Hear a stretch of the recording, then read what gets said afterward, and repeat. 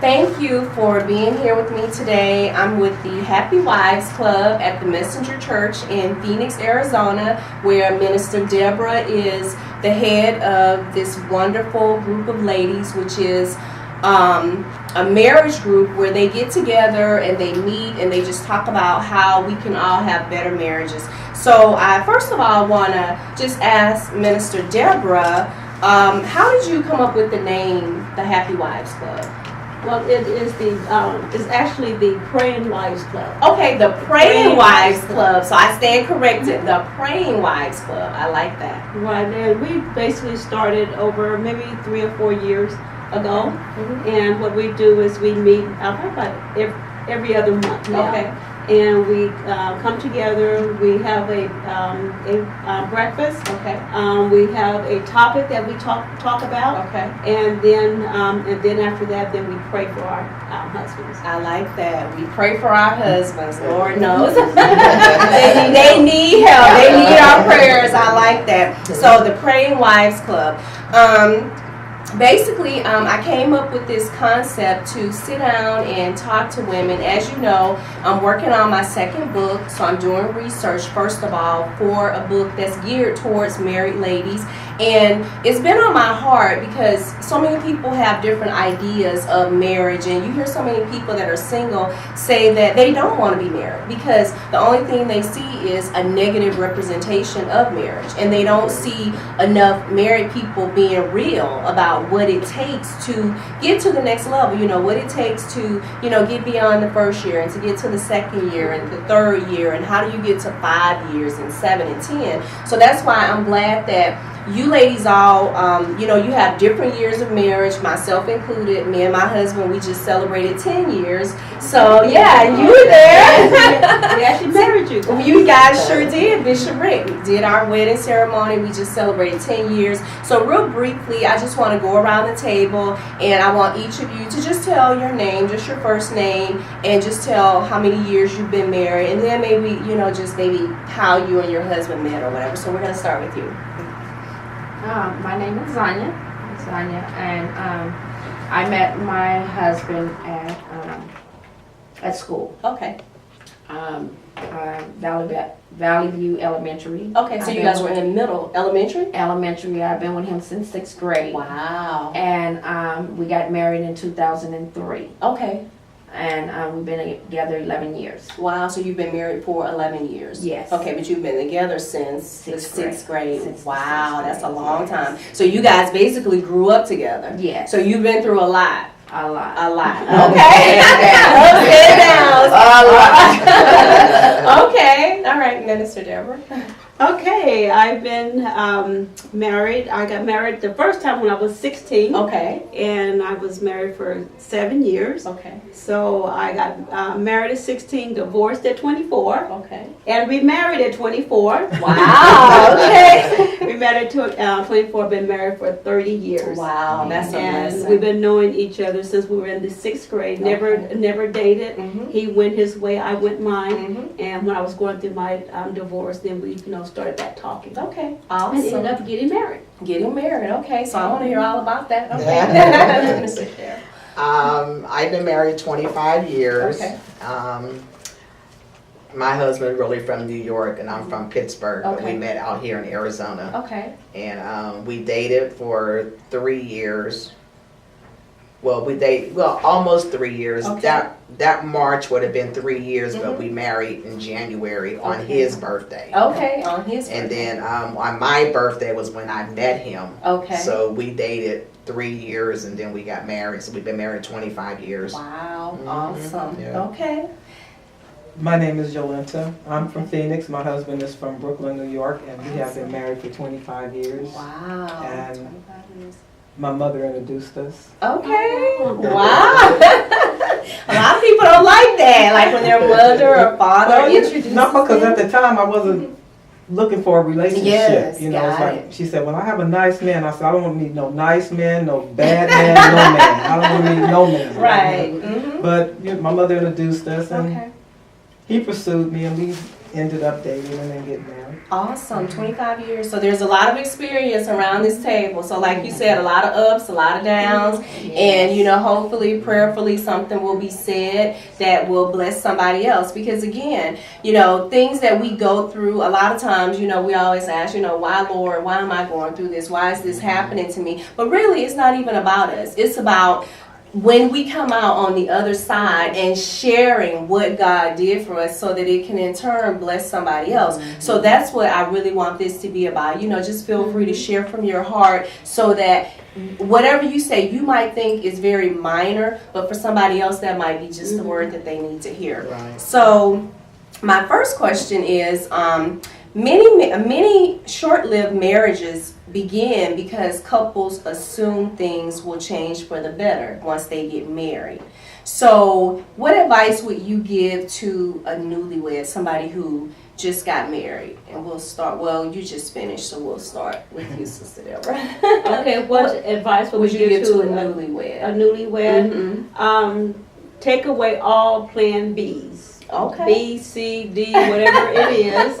You have to just stick with plan A, Okay. which is to stay married Okay. without thinking about a divorce. Because as long as you have plan B, like a divorce or to leave, you would never give your full 100%. Okay, so basically, take away Plan B and take away the D word, Right, divorce. divorce, I remember yes. Bishop Rick always said, divorce is not an option. Yes. I remember that plenty of days. Yes. Divorce is not an option. Because it is going to come up and you're going to want to go the opposite way. But what I did is I made a commitment. And by me making a commitment unto God, and those first 2 years, it was very, very tough. And I wanted to leave. Right. But I made a commitment to God, you know, not because even though that I made a commitment to my husband, that commitment got weak Exactly. in the first 2 years, and I wanted to Right. leave, but I said, Lord, I'm not leaving Right. because I made a commitment to you. Exactly, and that's important that she made a commitment to God. Yes. So that kind of got you through. Yes. Okay. Right. And what about you? Like, if you had a piece of advice to give to a newly married couple, what would you tell them?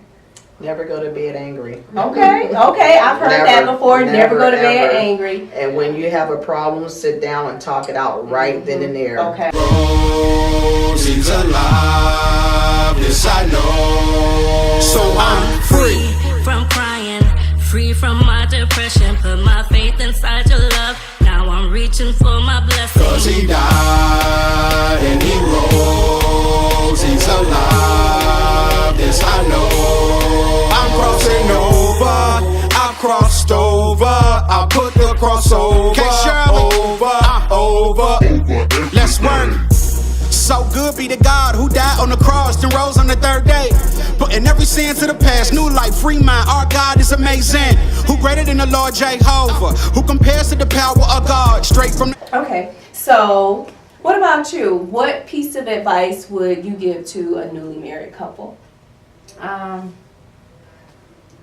No matter what the problem is, always have good communication and definitely work it out. And just don't never bring your past relationship into your marriage. Okay. And no matter how hard it is, do work it out and do talk about it. Right. Okay. Most definitely talk about So it. communication. Good communication because, yes, Okay. real Okay. good communication. All right. Okay. You know, all of these ladies have had some great points. The one I like best is Pastor Deborah, there is no plan B. Exactly. You know, I told my husband that when we step up here, Right. this is it. If you want to change your mind, you do it while we up here. 'Cause Right. I don't have a problem paying for a wedding Right. and you're gone. But I'm not going to be in a marriage that you don't really want to be in. Exactly. Because a lot of times they get married, they think, okay, we're in love, and it's all about that, but they don't understand the hard work that go into it. They don't understand commitment. They don't understand covenant. And, you know, we understand all of that now. At the time I didn't, but I did now as I Yes. grew. Right. I understood covenant. Exactly. Bishop taught on covenant. Covenant. It's not just about you. This is about my Exactly. covenant I took before the Lord. Exactly. So Plan B is not a plan B. You know, I've heard them say that. You know, there is no plan B. Communication. And the Bible tells us, don't let the sun set on your anger. You cannot go to bed angry because my husband don't sleep on no couch. Right.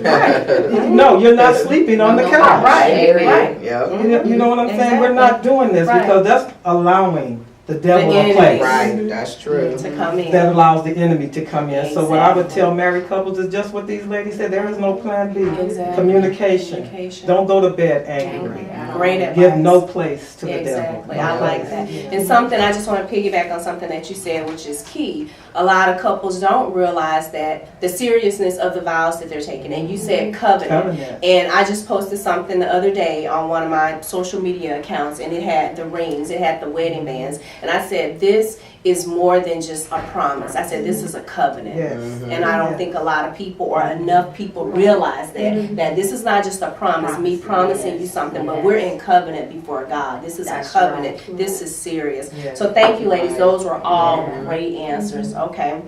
So the communication piece, that takes me right into my next question.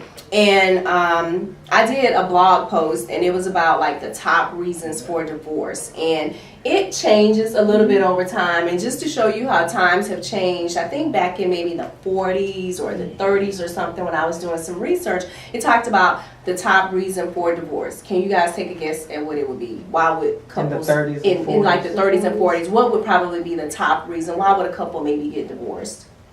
Just take a guess. Anything. 30s and 30s and 40s. Seemed like back in them days, they didn't get They didn't, They right, didn't you're get right. They divorced. really didn't get divorced. No. Well, let me tell you what the top reason was. Based on my research, the top reason for divorce was a disagreement over home improvements. Oh, Are you wow. serious? Serious. Like That's- that in a bathroom? Yeah, or something. But seriously, now this was back in the day. That was like the top reason for divorce was a disagreements over home improvements. Now let's bring us up to now in 2009 when I did this original research, and then I just did some stuff before this session. The top 3 reasons for divorce hasn't changed much over the years. Infidelity, finances, and communication issues. Top 3 reasons for divorce. And something that I just pulled up, it talked about what kind of slipped to the top is incompatibility. But we all know incompatibility, communication plays directly into that. So, you know, communication issues, finance issues, you know, that kind of plays into compatibility. So piggybacking on, you know, communication and the fact that, like you said, don't even think about divorce being an option. You know, what kind of advice would you give to a lady or to a person who feels like, you know what, I've either been cheated on, or I'm a saver, he's a spender, you know, I just cannot take this. You know, what advice would you give to somebody who is considering divorce, where they, you know what, where I've heard people say, you know what, divorce is an option, I always have options, you know. So like, what advice would you give to somebody? Godly counseling. Godly counseling, that's key. And not a counselor you know or he knows. Yes. Somebody neither one of you Neutral. know, That's a right. neutral A person. neutral person. To me, that saves more marriages. Because you'll find in marriages that one person in the marriage will feel, I don't need counseling. And basically it's the man. Let's just keep it real. Since we're keeping things real. Because we'll say, let's get some counseling. Because we'll want work on it. Right. They'll say, I don't need no counseling. You're going to get a counselor you pick? No, we'll pick a neutral counselor. Exactly. But counseling to me is the most important. That's the thing. To avoid getting a divorce. Yes. Anybody else want to add to that? Well, I do agree with her on that, because I was to the point where I gave up, where I want to get a divorce and stuff. And as you say, and how do you work it out when you've been cheated on? So you get where the point where like I'm done. And I had got to that point, but as God said, did I tell you to do that? No matter what everybody else say to do, but did. You know, because he said, as he brought us together, he brought us to make us one flesh. Right. You know, so it'd be good to work it out and, So forgive. as she said, forgive. Counseling is the best forgiveness, thing. Yes. And talk to somebody that you know, just because men don't want to do the counseling, but us women is ready to do that. Right. But it's best to stick in there and work it out no matter what the situation Right. is, and forgive and just work on your marriage. That's key. And That's key. our nature is to Forgiveness. save. You know what I'm saying? Yes. We think we can fix it. We feel We like feel like Yeah. we can Right. fix everybody. Right. You see what I'm saying? And then Yes. there's times when we need fixing. That's what that Yes. counseling Yes. comes Exactly. in. Counseling. Somebody else, a Yeah. neutral third party, Yeah. to come in and work with Work with whoever you. may Yes. feel like they want to get a divorce, and Yes. the forgiveness. That's key. Yes. Forgive and keep Forgive moving and forward. Did you have anything that you want to add? No, just add just a few that they really, if, what I do is if there have been, someone, either the man have cheated or the wife, Right. is to go through the counseling, and they both have to want to change. Right. They need, they would both have to set up boundaries, for their marriage. Right. Set up different ways to handle things, and because you have to gain trust back. Right. And gaining Be trust back is established. really, Exactly. really hard. And Yeah. whatever, and we always say, Very whoever was the victim Yes. sets the guidelines for you to get back in on their Exactly. trust. That's So true. if it means that you have to call when you get out of work Mhm. because she can feel more comfortable, then you have to do that. You need to do So whatever that it takes for you to get back into the good good grace, standing, yeah. good graces with your spouse. That's good advice. All of that is good advice. Yes, I know. We going to the top, McNutty. Classic and gave us a classic.